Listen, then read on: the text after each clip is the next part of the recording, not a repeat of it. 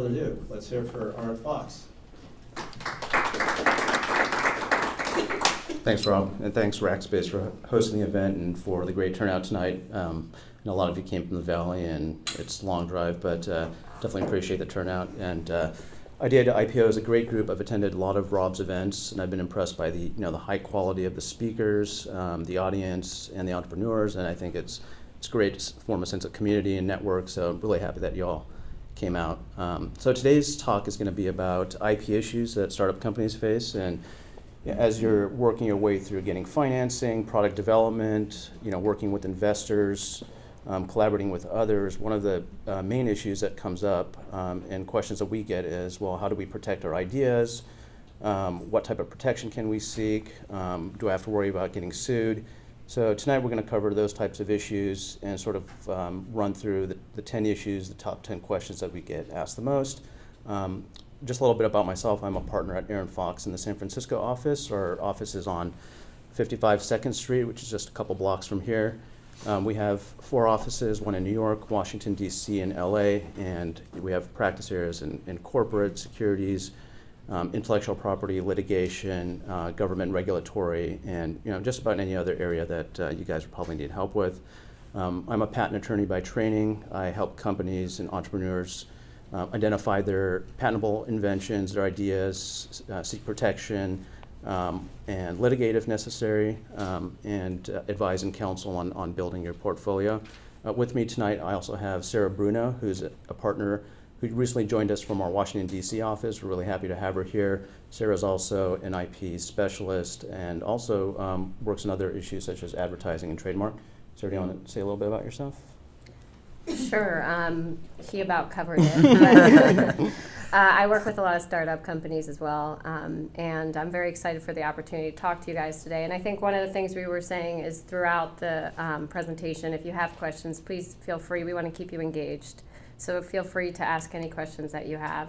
And without further ado, we have our final panelist, Alper. Alper, would you like to introduce yourself? Sure. My name is Alper, and I'm an associate at Arent Fox. Focuses IP litigation and IP counseling. All right, and with that, we'll get started. So the first issue that we're going to cover here is brand and product clearance, and one of the things that I have a question. Sure. Do I have to write all this down, or are these slides going to be somehow available to people who attended here? They will be available. Just email us. We have our flyer with our email address and information there, so happy to send them to you.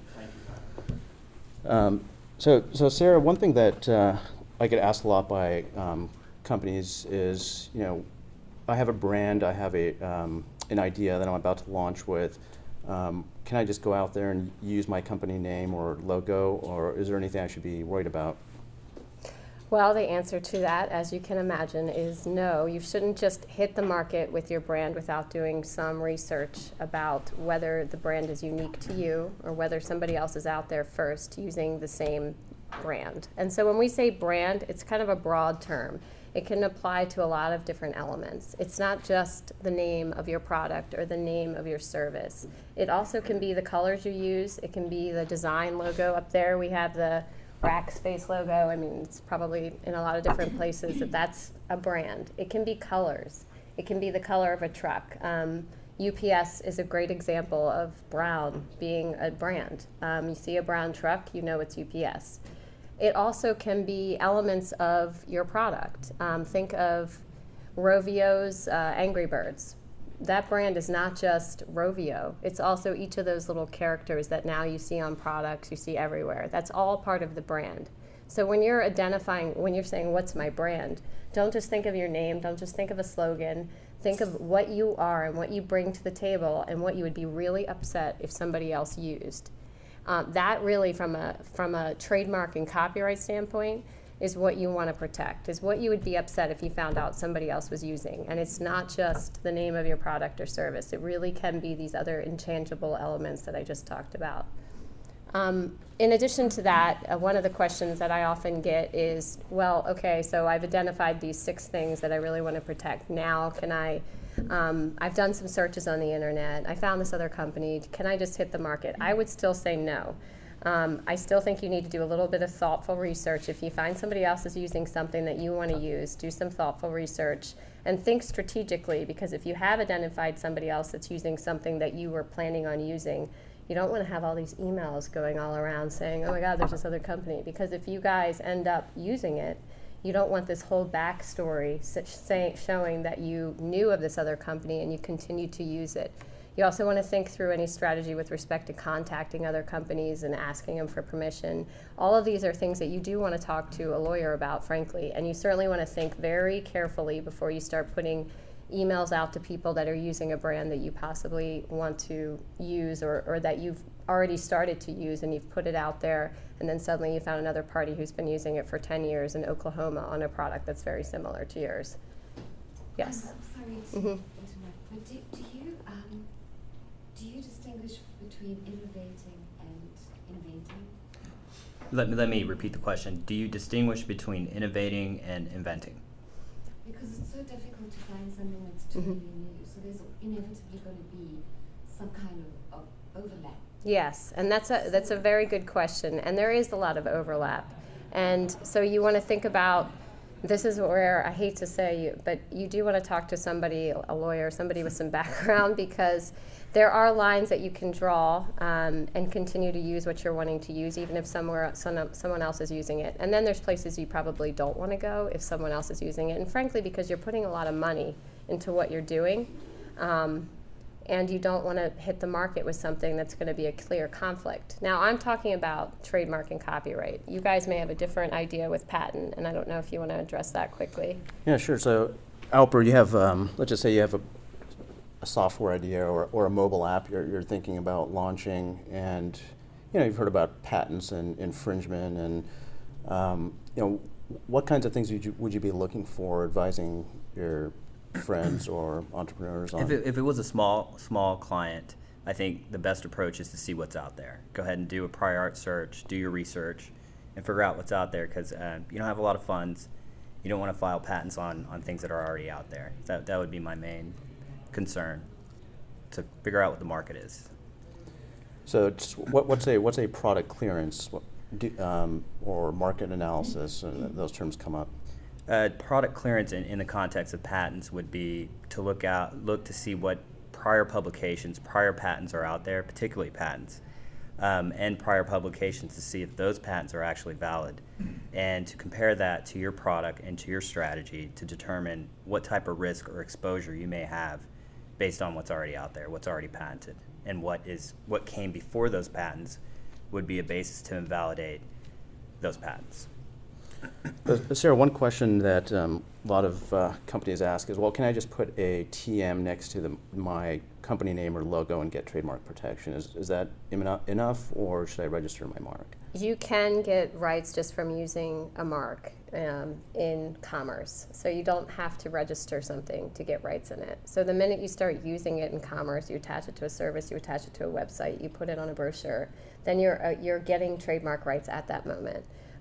So once you go public with the use, you can start to get rights. Registration, the benefit of registration is it's automatic evidence that you have a mark that's unique and novel and that distinguishes your product or service from the product or service of another party.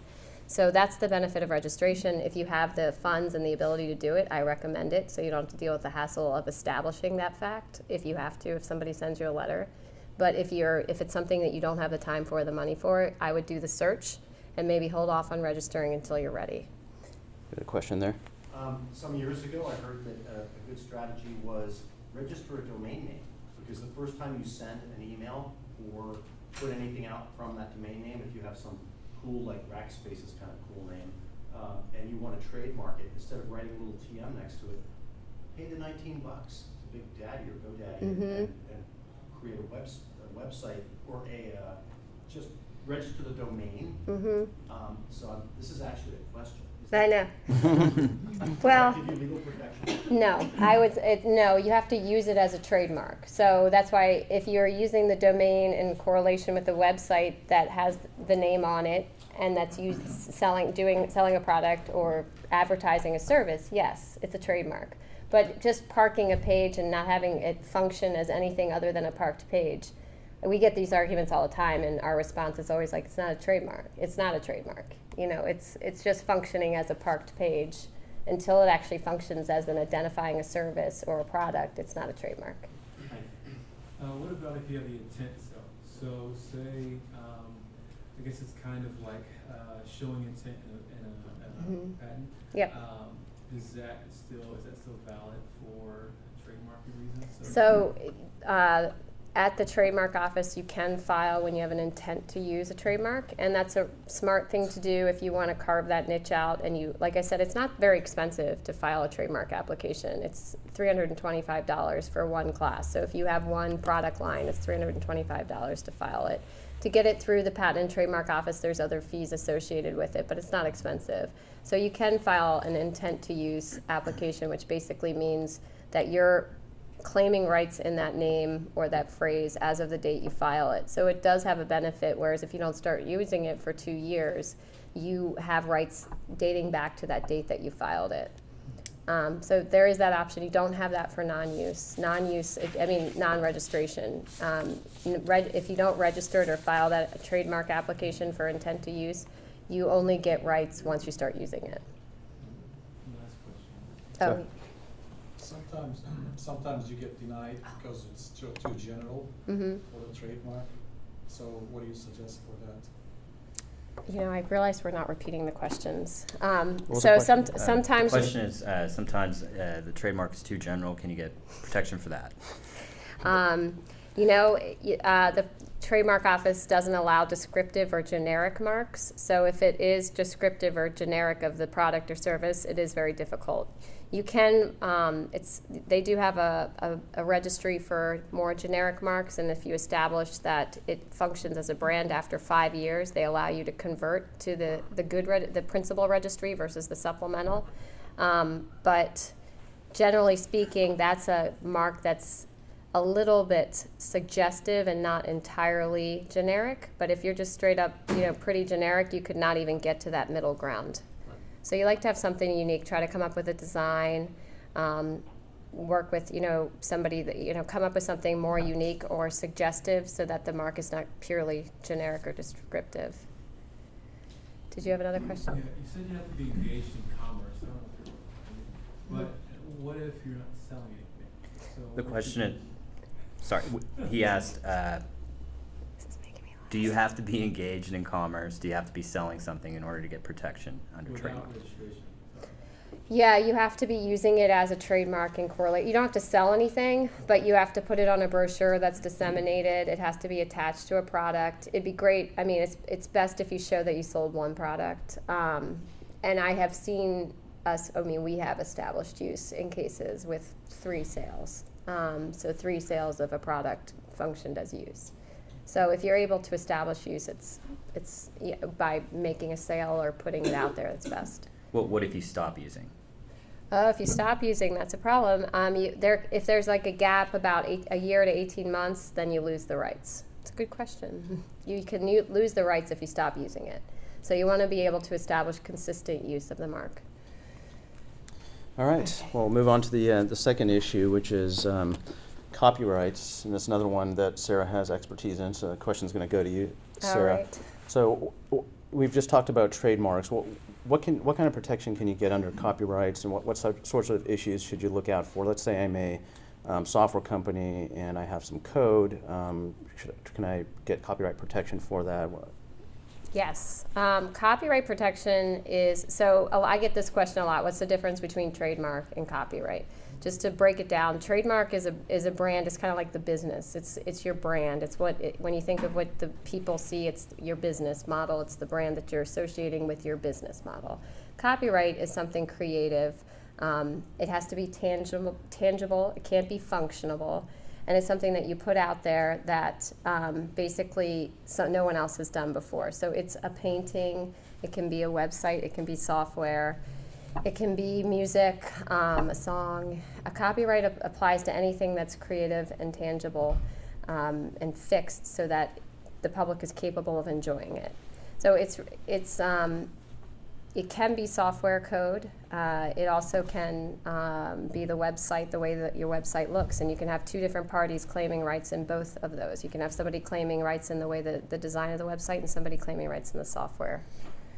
Say I want to incorporate some pictures I found on the website. It doesn't have the C copyright logo next to it. Should I just assume it's in the public domain then? And can I use that, or would I be running into issues if I borrow materials from the internet?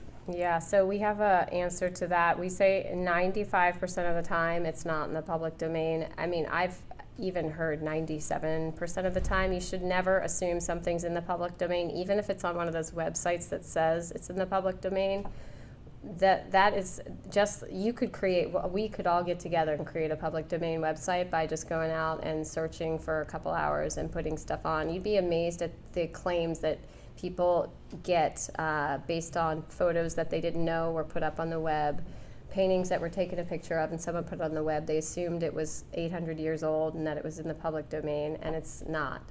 There's a lot of cases litigating that, and copyright infringement is, you're automatically liable the minute you use somebody else's work. There's no, oh, I didn't know. That's not an excuse. It's automatic liability the minute you use somebody else's work. So if something doesn't have the C on it, don't assume that it's not protected by copyright.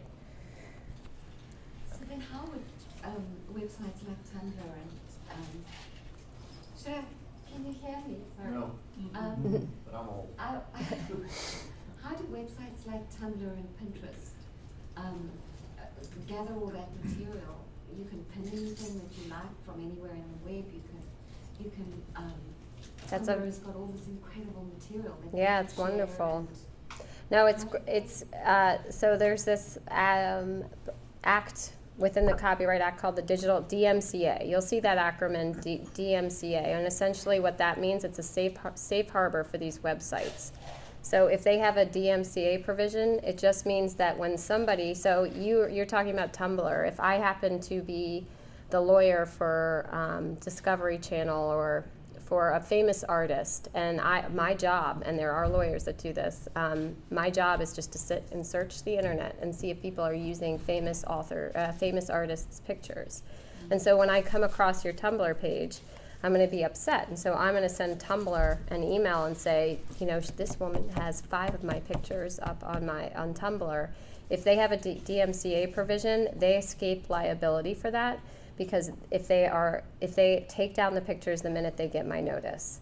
So that's how a website like Tumblr, a lot of these social media sites avoid liability, is they have this provision that allows them to take down images off your page the minute they get a complaint from a person like me, a lawyer, or a company that sends these letters.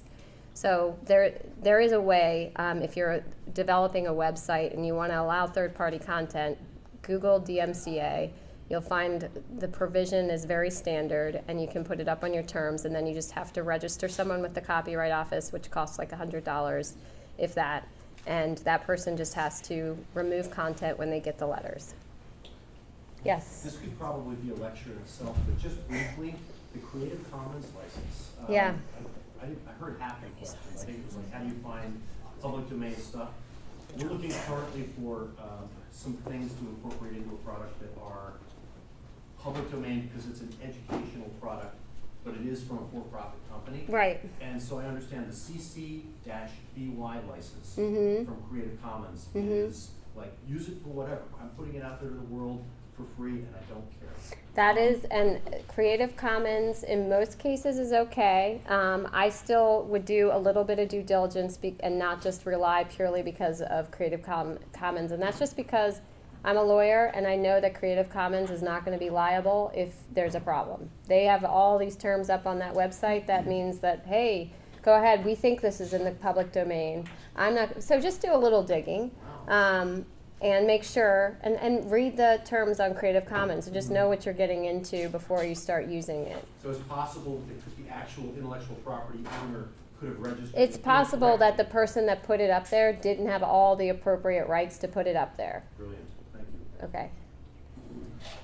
I think. All right, we'll move on to the next issue, which is trade dress and design patents. So this will be, again, part of this will be you again, Sarah, and the other part will be you, Alper, or me. But what's the difference between a trade dress and a design patent? Well, I will address the trade dress side. A trade dress is basically the look and feel of your product. I like to say it's how it's dressed.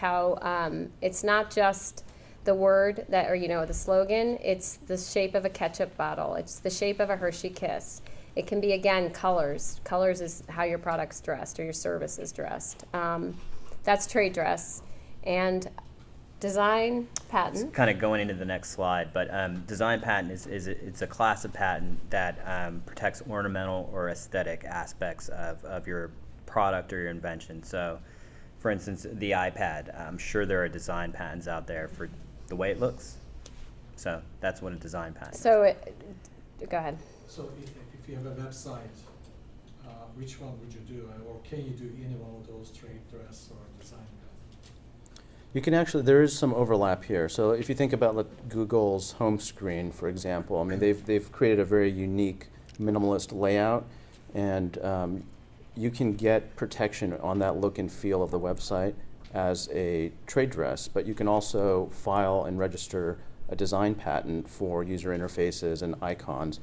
A design patent is not going to cover the functionality, so it's not going to go into the search, but it's going to cover the look and feel minus anything that's functional. It's easier to design around a design patent because if you're creating another user interface and you add things to it which changes it up a little bit, then you may be able to avoid the patent. And the term of protection is going to be less for design patent versus a trade dress. For trademarks, the term of protection is going to be as long as you use it in commerce. So it really depends on what type of protection you want and how strong of a protection you're seeking. And the enforcement mechanisms are going to differ for trademarks versus design patents as well. And I would add that GUI or that website can also be protected through copyright. So there's actually 3 different ways to protect GUI or website. And this sort of bleeds into the next topic, Alper, which I'm going to ask you. We've talked a little bit about design patents. What's the difference between a design patent and a utility patent? So again, we kind of talked about this. Design patent protects the ornamental or the aesthetic aspects of the invention or your product, so the way it looks. Protection is not a lot less, but 14 years of protection versus 20 years for a utility patent. The protection is, I guess you could say, it's weaker because it's easier to design around. I mean, if you change the look of the product, you should be able to avoid the patent. They're cheaper than utility patents with respect to filing, the prosecution of the patent, and also the maintenance fees. And typically, you're going to get them faster, 1 to 2 years to actually obtain a design patent, where it's 2 or 3 years to get a utility patent. Utility patents protecting the actual functionality of your product or your invention. So back to the iPod example, would be more like the swipe feature. That would be a utility patent. Protection is 20 years from filing, a bit stronger, harder to design around, and more expensive, and longer to obtain the patent, somewhere between 2 and 3 years on average to actually get the patent. So I have a question for you. Okay. I work with a lot of startups, and I often get the question, well, do I have to file for a patent? I don't have the money. Do I have to? What's the risk of not filing because you don't want to have the time or the money to do it?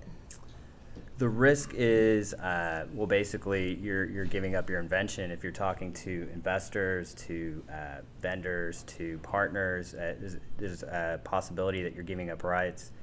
Overseas, if you disclose, you're giving up rights immediately. In the U.S., you have a 1-year grace period if you are the party that's disclosing. So I would look into, again, the market and determine if a cost-benefit analysis, investors are really looking to see if you're doing patents nowadays. So I would actually recommend that you look into it, which could get us to our next slide. I mean, we have cheaper types of patents, utility patents, 2 types of utility patents. Can we go to the next slide? Sure. Either a provisional or a non-provisional patent. Provisional patent's a lot cheaper. Right now, a lot of law firms are doing them for cheap. They're deferring fees. It's a first or an earlier filed application where you can actually stamp down a priority date. Now you can go talk to the vendors, the partners, or investors, and not feel like you're giving up your invention. But wait, I have an NDA. Why do I need to go file a provision application if the other side's already agreed to keep this secret? It's a good question. NDA can protect you, but in the long run, you're going to be protected from not only disclosure to other parties that may not have the NDA, but also what you're doing is you're stamping a priority date. So between the time that you actually disclose the invention and file the patent, whatever prior art is generated can be used against you and to invalidate your patent. So, I mean, the earlier the better on patent protection. And also, I guess one point on the NDA is a lot of the investors and VCs just simply don't sign them. So you may be in a situation where you have less bargaining power than the other side. You know, Microsoft or Google, they may have an NDA that's not going to be favorable to you. And so why take that risk? If a provisional application can be filed, you have 1 year to decide whether you actually want to pursue that patent. It's going to be relatively inexpensive. To me, it's sort of a no-brainer, right, to get that on file. It's not a huge cost if you do it smart, and again, it's just so prevalent right now that law firms are working with startups to actually make it more affordable. Can a provisional patent be really broad, so I can, they can choose what I want to file non-provisional later? Can a provisional patent be really broad? Yes, it can be as broad as you want it to be. And the only thing I would mention there is when you go to the non-provisional patent application stage, which is you got to file that 12 months from the filing date of the priority, the provisional application, you will only get the priority date for what you disclosed in the provisional application. So if you start really refining your invention and really getting into more detailed features, you may not have that priority back to your original provisional date. So keep that in mind. Another point, too, is before March 16th, 2013, I believe, the American Invents Act changed the patent system in the U.S. to make it a filing, first-to-file system versus a first-to-invent. So before the American Invents Act, in the U.S. at least, you could be an inventor and keep track of your invention in a notebook and then later argue that you were the first one to invent this, even though you didn't file your patent. But we've now moved away from that system. So even if you invented before somebody else, if they rush off to the patent office and file their application, they'll be presumed to be the owner and the first filed inventor of that patent. In your opinion, was that a good move? I think so, because I think that it creates a lot of confusion to have first to invent versus first to file, and it becomes a highly intensive fact issue when these things get litigated.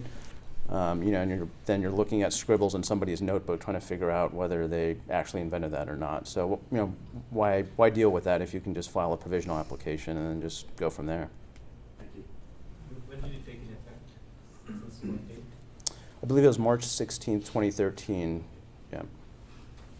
Question. One more thing. What about, since it's so expensive to file patents in the U.S., what about filing them overseas, where it's much more reasonable price? It's actually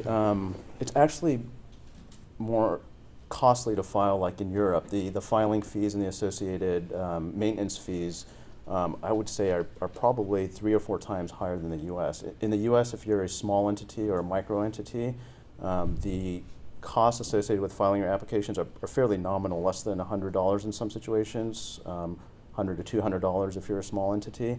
And then you're just really looking at attorney's fees and how much help you need from an attorney to get your application together. This is where I do the selling. So Arent Fox actually has a high-growth entrepreneurship program to work with companies who don't necessarily or can't pay our hourly fees from the get-go.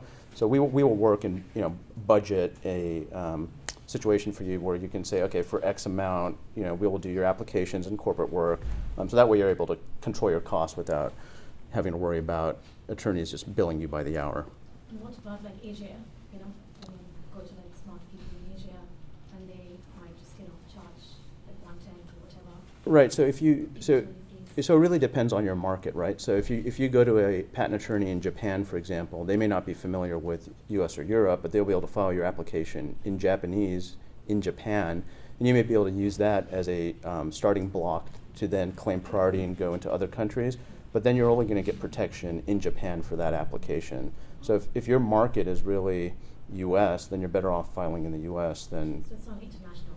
It's not like No. international. Your patents are not valid. Absolutely not. Yeah, and they can become international depending on if you decide to file what's called a PCT application. So most countries now belong to a treaty where they can use one application filed in another country as a basis as a launching point to file in other countries. If like you're in the U.S., for example, which is a member of PCT, you can file a PCT application in the U.S. and then develop your international strategy around that. But I would recommend that if you're a resident of a country, you file there. I would just add that you got to look at enforcement. Places in Asia aren't really enforcing patents that much, so the value of your patent in the U.S. is going to be more because you got actually enforce the patent. So keep that in mind when you file in Vietnam or Yemen or something like that. You may not be able to enforce your patent. So I saw a question here. So just regarding to that, let's say that you filed patent in U.S. Mm-hmm. A U.S. company is using somebody else's software, let's say, or whatever product Mm-hmm. in Europe that is infringing on your patent. Mm-hmm. I mean, can you enforce that to that company because that's a U.S. company, or what are the rules, I guess? Yeah, so patents are generally territorial in their protection. So if you have a U.S. patent, you'll generally only be able to enforce it in the United States. So if there's infringement in Europe, your U.S. patent won't be able to stop them in Europe unless they're sending products into the United States. So then you could go to the International Trade Commission and complain there with your U.S. patents. There may be limited circumstances where they're producing a product abroad using a patented method in the United States, and so there are certain caveats where you can actually go after international activities, but then again, it really depends on what their connection is to the United States if you have a patent here. And is that distinct from copyright? It definitely is distinct from copyright, but again, the territorial rules apply, right? Same territorial Yes. rules, right? Same. It's copyright. It's the same concept, patent and copyright. But there's territorial filings, just like there are with patent. So if you file a copyright protection if you get a registration in the United States, you can claim rights in other countries based upon where you're seeking those rights. So it's similar to the patent. Was there somebody else who had a question on that Did topic? anyone else have a question? No question. What's the advantage of filing with your name or with a company's name? I mean, let's say I'm doing a startup and I haven't formed a company. Should I just file it with my name, or should I wait for the incorporation of the company? That's actually a good question. You walked right into our next topic too, which is assignments and inventorship, and so it really depends. If you're just a solo entrepreneur and you haven't incorporated yet, then yeah, you can file the patent in your name, and the requirement in the U.S. Actually requires you to identify the inventor. So you are going to file as the inventor if you are indeed the inventor of the patent. If you have a company and you have employees, you would want them to assign their inventions over to the company so that not everybody can just claim that it's their idea and their patent and then run off with it. Also, the benefit of assigning to a corporation is that it protects you individually, from any sorts of liability or claims. So, as long as if you have control over your corporation, then I would recommend that you assign the IP to that corporation.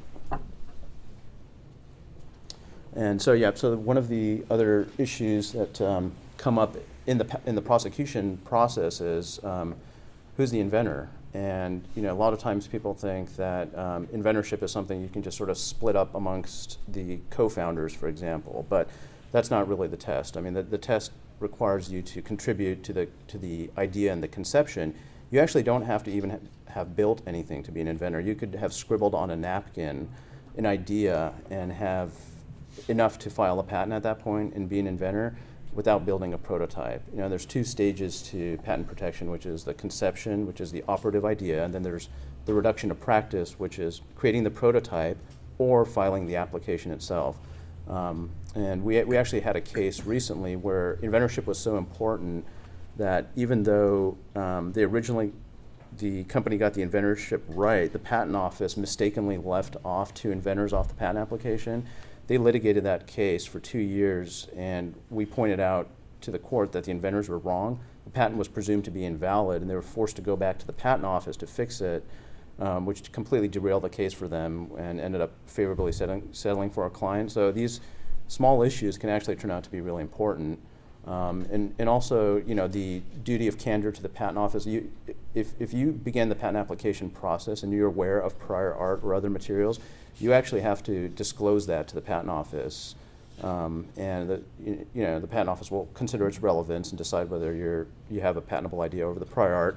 But if you don't do that, and later on during discovery, it turns out that you were aware of a IEEE article or some publication or some other idea, and you didn't disclose it, then your patent could be invalidated based on that. So how does that affect these clearance operations? So when you develop a bunch of prior art and patents, what do you have to disclose that to the patent office?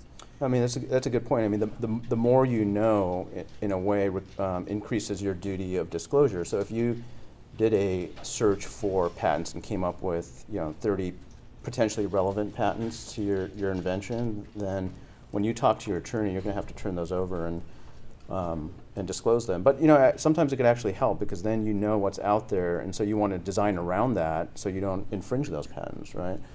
So there's a little bit of a balance between clearing the market, finding out what the prior art is, but you're also generating ammo against yourself when you're prosecuting the patent. So for a non-provisional patent, should we keep the scope of the patent a little bit more narrow so you don't conflict with something out there? You have less chances of conflict.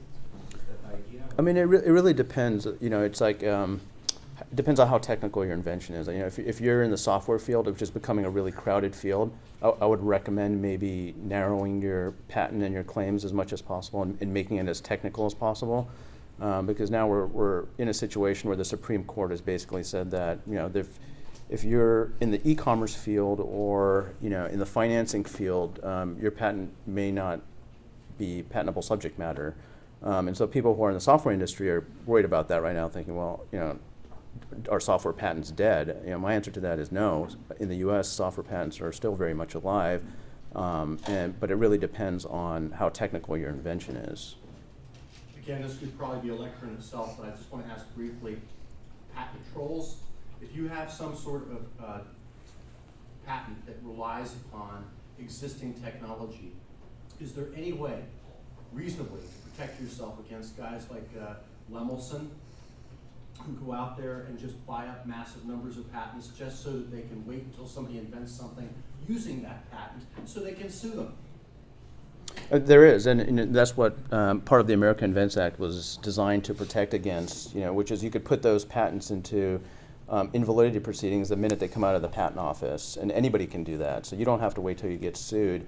If you don't like Lemelson and you're a competitor, you can ask the patent office to take a second look at their patent. Outside of litigation, so yeah.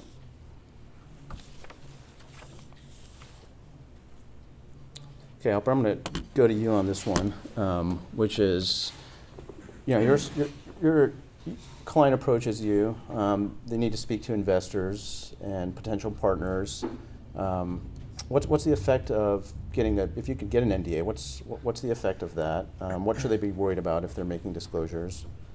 Well, you can give up a lot of rights here. It could either be patent rights or trade secret rights. So if these things are secret and you don't want to patent them at all because you'd be disclosing to the public, you have to take reasonable steps to protect your trade secret. That NDAs are for that, exactly. So you'd be protecting your trade secret, and you'd be protecting from disclosure of a public disclosure of your patented idea or patentable idea. What if I make a disclosure and then wait, if I make a disclosure and then wait 2 years to file my patent? Is that going to be a problem? That is a problem because you not only have rights in the U.S., but you have rights overseas. Overseas, as soon as you disclose almost every country, you're giving up rights. In the U.S., if you're the one disclosing and also inventing, you have about a year to file a patent. So 2 years would be past the grace period. Right, so let me make sure I got that clear. So if I make a disclosure and somebody in the public finds out about it, I have to file my patent within 1 year? Within 1 year in the U.S., but in overseas, you've already given up rights. So What's that? Even if you have an NDA? if you don't have an NDA, then it's not a public disclosure. So If you sign an NDA with someone overseas. that is not public disclosure. So you'd be okay overseas and in the U.S. Right. As long as they uphold the NDA. Right. Well, actually, it wouldn't be public either way, because at least in the U.S., if you're the one disclosing and then someone else discloses what you disclosed, the grace period still applies to you. Overseas, maybe not. Isn't it really risky to disclose anything because we have now the file first? Somebody can hear you and then file it next day.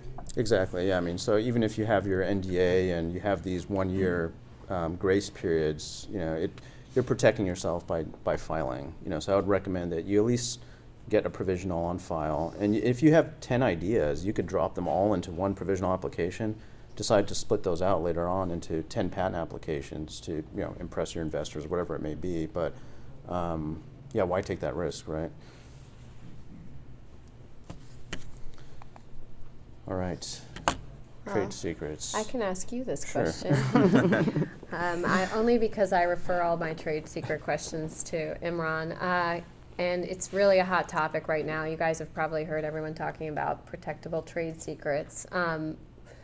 What is some of the advice you're giving to your clients in this issue? Because I know one of the concerns that a lot of the companies that I'm working with is that obviously they have these ideas and they're concerned that they're not protecting them because they're getting too big and things are moving so fast that they can't protect the ideas. Mm-hmm. So trade secrets, just to quickly define what they are fairly broad in their protection. So they can be algorithms, they can be product specifications, company lists, customer lists, methods, know-how, and so there's really not so much of a limit as to what the scope of a trade secret is, but the important thing is, as the name implies, is to keep it secret. If you don't take reasonable precautions to maintain the secrecy, and now think about like Coca-Cola's formula or KFC's famous Kentucky Fried Chicken ingredients. Those companies have taken extreme precaution on protecting those ingredients and have to this day maintained that as a trade secret. So if it really depends on what your technology is, and if it's in the software or computer field, if you're going to be licensing to customers, that your so-called trade secret will be out there, but you can still protect it by using license agreements and really restrictive NDAs.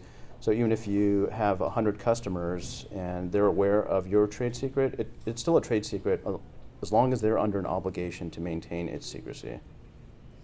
The other question I get is employees who leave. There's a concern that when the employee leaves, you lose that right to protect that trade secret, or that they're going to take your trade secret and start using it to develop a competitive business. Mm-hmm. Have you seen that? Yeah, I mean that comes up a lot, especially in this market in the Valley in San Francisco, where it's so fluid and people are leaving, departing, and storing things on the cloud. So what I tell clients with that is that just put measures in place. Password protections on computers, IT measures, and make sure your employees are under agreement to maintain the secrecy. So even though you may not be able to stop somebody from taking your code or taking it home, installing it on their computer, as long as they're under an obligation of secrecy, they will be on the hook for misappropriation if that trade secret is stolen, and their employer may also be on the hook too. So if you've done your job, then you're protecting yourself. And what happens if you want to let somebody go? Is there something that you do at that point? If you're going to, unfortunately, you have to let go 5 employees. Is there something you're going to do at that point about the concern because they could go off and start a competitive business? Yeah, I think that's when you really want to get your IT department involved. Make sure you inspect the smartphones, the work-issued computers. Don't let them take files, and it's basic things that we think about, but surprisingly, a lot of companies just don't do it. So yeah, if you don't do those steps, then the people who are later sued for trade secret misappropriation can argue, well, you were just sloppy and negligent, you didn't do your job. So. Okay. So what's the best way of protecting that? An NDA and a non-compete basically? Would you do that? You want to repeat the question? What's the best way to protect your trade secret? An NDA or a confidentiality agreement? Pretty much. Non-compete confidentiality kind of thing? Oh, non-compete. Okay, so non-compete is a little bit different. An NDA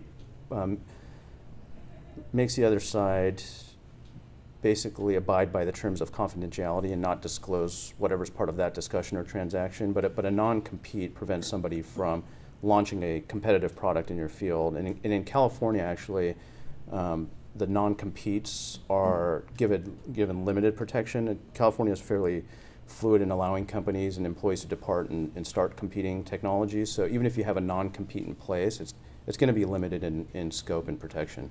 Even if it's not in the tech field? Correct. Well, and the other distinction is with the NDA, you normally have something that's a secret that you want to protect, whereas a non-compete, it could be your business model, which everybody knows about. You just don't want your employees to go start a similar business model. So you have to think about what it is. If you have the NDA really applies to those situations where you're dealing with confidential information, whereas the non-compete can limit your employees' abilities to go do the same thing you're doing, even if everybody knows about it.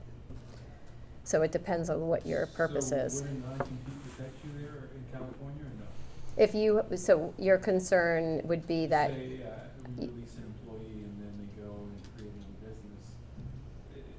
Is there any protection there, anything that you can do to protect yourself? Well, in California, you're saying it's not enforceable. Right. I mean, it depends on the geographic scope and also the duration. And some states have tighter restrictions and protections on non-competes, but in California, they encourage employee mobility.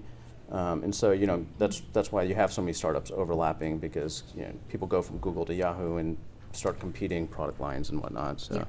But you could find a state that works. I mean, I know because I practiced in D.C. most of my career, and there's definitely Maryland, D.C. that area. There's states that work. So if you work with somebody, to come up with a good plan based on where you're located and possibly some connections you have to another state, you can rely upon the law in another state, and try to enforce the non-compete. That's a good point. Yeah, typically the patent, not patents, the NDAs have these limits in terms of 2 years, 5 years, whatever you put in. But the trade secret is something that you want to keep unlimited, right? So right. do you then ask person to sign something for no time limit? Is that what you do?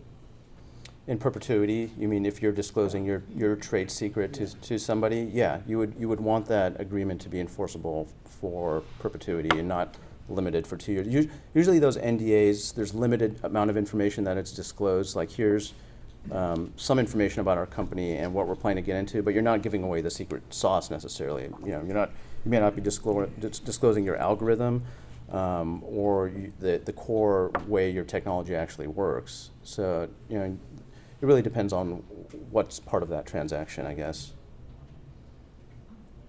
Question here. So one of the things I wanted to ask you, so when you're a startup, you're limited in funding, but let's say you're working, you're in discussions with someone and a potential collaboration, whatever, and they send you an NDA, and you might be exploring opportunities with multiple people. So each time they send, we rely on our own judgment. Okay, does it make sense or not? We know the basic tenets that you cannot disclose that information. But what would you suggest? Because it would get very expensive for someone who's just starting out to get every NDA reviewed by a lawyer. I think if you consult a lawyer and get a good template at least that you can use, then you can, once you have these general principles in mind, you can customize it. I'm doing that with one of my clients right now, and she asked me for the most restrictive two-way NDA I could generate. So, and I sent that to her. Now she's got all her contractors using that NDA. And what about when people send us, and then they might be in companies and they have an NDA, then if they send us one before we send to them, then Yeah, I mean, I guess it really depends on the company. I mean, if you're forced to work with, say, Microsoft, and they're not going to do business with you unless you use their NDA, then you may have to use their NDA. But it's probably worthwhile having a lawyer look at it briefly and just to make sure that you're protecting yourself. every time. Every time you get an NDA? Or no, I mean, if you get an NDA and a lawyer is able to point you to, well, these are the things you should be on the lookout for, so the next time you'll be educated to be able to deal with those issues. All right, moving on to privacy, which is sort of a different topic, but also related to IP in some ways. So Sarah, this question is for you. I'm thinking about getting into the social networking business and coming up with a social networking application, and it's going to require me to collect data from my users and store it in a cloud, and potentially that data is going to be shared with other people. Are there things I should be concerned about? Yeah, so this is another hot topic is the personal information and the data, big data, everything we're collecting. You want to make sure that you're keeping tabs right off the start of the data that you're collecting from the public and from employees. And that's because you have a duty to the public especially, and your employees as well, but especially to the public, when you start to collect their personal information, their name, their email address, to maintain it in accordance with some sort of policy. And you should have a privacy policy up if you have a website or a service where you're collecting information. And you do have a duty, and there's actually a lot of state laws on this as well as federal regulations addressing what you're doing with the personal information that you collect. And so what I tell people, because it's such a nebulous topic, is just to identify the portals that you have information coming from, identify the data that you have coming in those portals. So it may just be analytical data, it may just be demographic data, it may be geographic data, it may be email, credit card information, or more sensitive information like driver's license, things like that. But you want to identify those portals and then the data that's coming from those portals, and then you want to develop a plan to protect the data depending on what you're collecting. Does this require you to file anything or take any steps with No, government institutions? Or? No, you're lucky here. You just have to make sure you have a policy and you're transparent about what you're doing. And depending on how sensitive the data, there are federal and state laws. So the more sensitive the data, the more concerns you should have about making sure you're complying with the law, but there's no filing requirements.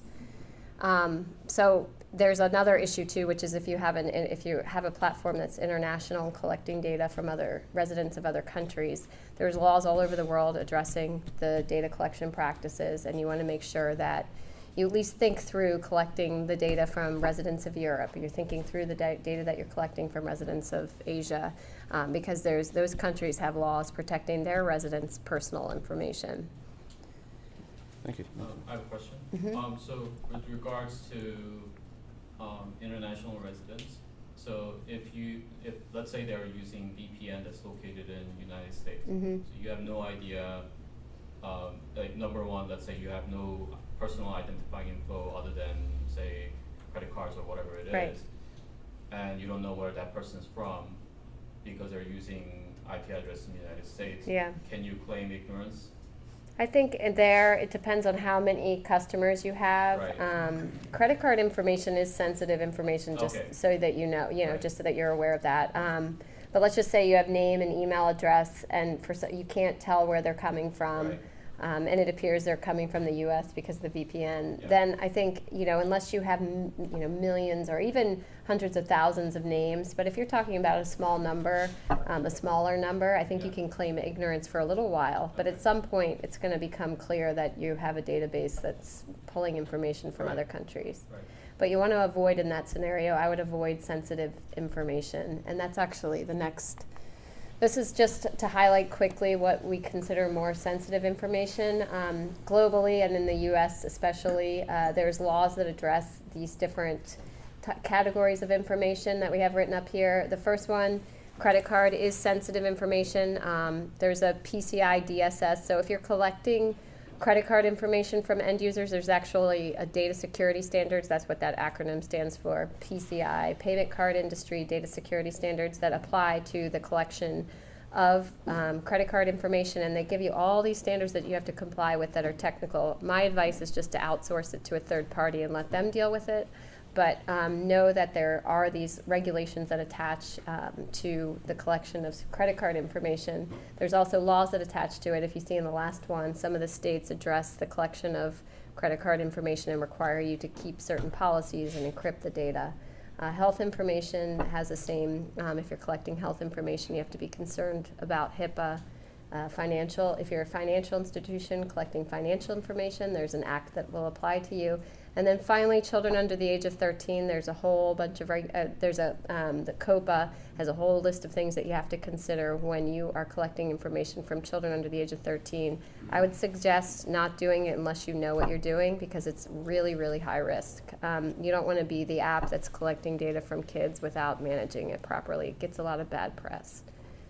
Yes? Do you have a fiduciary duty to pick an outsourced person that's really competent? Mm. My question is basically from another industry. Mhm. BP subcontracted Alper to do their cement casings, and they're still hit with an $18 billion fine. Mhm. How do I know if you can't trust Alper? I mean, who would you recommend, or how do you even know who you're going to subcontract this kind of sensitive data process to, please? That's a good question. There are companies that have better reputations, certainly. There's also, from a legal standpoint, you should have good agreements in place, but you're absolutely right that if you're a big company and you're contracting your credit card data to a third party and there's a breach, your name is going to be the one in all the press. Even if you're not ultimately liable for it, you will have your name attached to it, and that's just because the press likes you'll have the brand that they want to talk about. And that's the risk, but it's best to outsource it, because then you can put forward a statement saying, hey, it wasn't us, it was actually our, and it was our processor that had the breach and we didn't have the breach. Yes? Regarding to international data transfers, a lot of the companies are worldwide, Mm-hmm. and they may have data centers outside the US, so does that means you cannot do that, or you have to get the permission of the users? Is that? So it's actually fairly complicated in that it does depend on, so if you're in Europe and you're collecting data, and you're an organization collecting data from the residents of Europe, and the data comes to the US, you do have to comply with certain standards of the European regime. One way around, there's several ways around it, and this could be a lecture in itself, but one way would be to have the US has a safe harbor program, where if you file some documents with the safe harbor program and establish that you have a good system in place for the protection of data, you're allowed to have the free flow of data back and forth between Europe and the US. But each country is different. Europe has the strictest laws that you have to worry about. So if you had to put some money into where you want to focus your attention, I would focus on complying with Europe. Yes? This question pertains to, I guess, getting signatures. Let's say you have a process where you need to get somebody's signature, like a written signature on a form. You're trying to create some sort of application where Mm-hmm. you do need some sort of e-signature. Do you guys ever come across questions like that, and kind of what things to look out for when trying to implement those kind of things, like e-signature? Do you mean making a contract enforceable based upon? Something like that, yeah. One of the things we're trying to do is to provision e-signatures rather than live signatures, and Mm-hmm. yeah. Okay. Not exactly. Do you know? So something I about this? think you're saying that the information that you're collecting are the actual signatures. Is that a sensitive type of information that? No, I think he's asking, can you use e-signatures Yeah, in lieu exactly. of Can you- actual signatures? Oh, Because I okay. know there's tools out Yeah. there, I like believe- DocuSign, yeah. for example. Right. I think you can, yeah. I mean, You can. if For the most part, DocuSign yeah. is doing it, then it's probably okay. Yeah. That's the assumption we had. and just- No, I just you wanted to know if guys can, had and any- there is an e-sign act, but at this point, I think most states enforce e-signatures at this point, if not all of them. And so, yeah, I think it's a safe model at this point.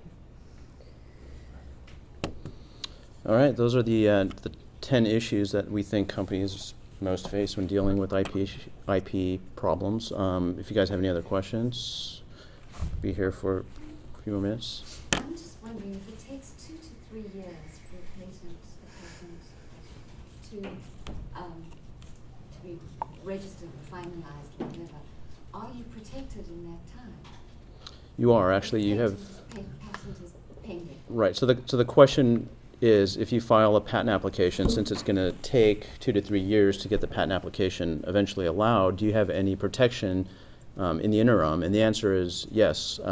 If you file a patent, in 18 months, it's going to become published, and the public is going to be on notice of your patent rights in that publication. And so if they begin infringing after your patent publishes, if you later go on and enforce that patent, you can claim damages back to that period. before your patent has actually issued. Back 6 years back, actually. Any other questions? Yep. Back to the file date or back to when it was released after the 18 months? So are you protected in that 18-month period if, because it's first to file, so Right. Theoretically you'd be protected then, right? You're protected as, in terms of infringement, you're protected as soon as the public is on notice of your patents. And so, yeah, and infringement in patent law is, innocent infringers can be liable, so it's not a matter of intent. So if a patent issues and your competitor is infringing and 6 years go by and nothing has happened, you're, as a patent owner, you're actually entitled to go back and claim damages for 6 years, even though you sued them 6 years later. You can go back that far. That's sort of it's not a statute of limitations, but it's sort of akin to that. Does that answer your question? Oh, it does? Okay, good. All right. Well, thank you everybody for attending, and if you have other questions or want to talk to anybody on this panel, feel free to email any of us, and we look forward to seeing you all again sometime.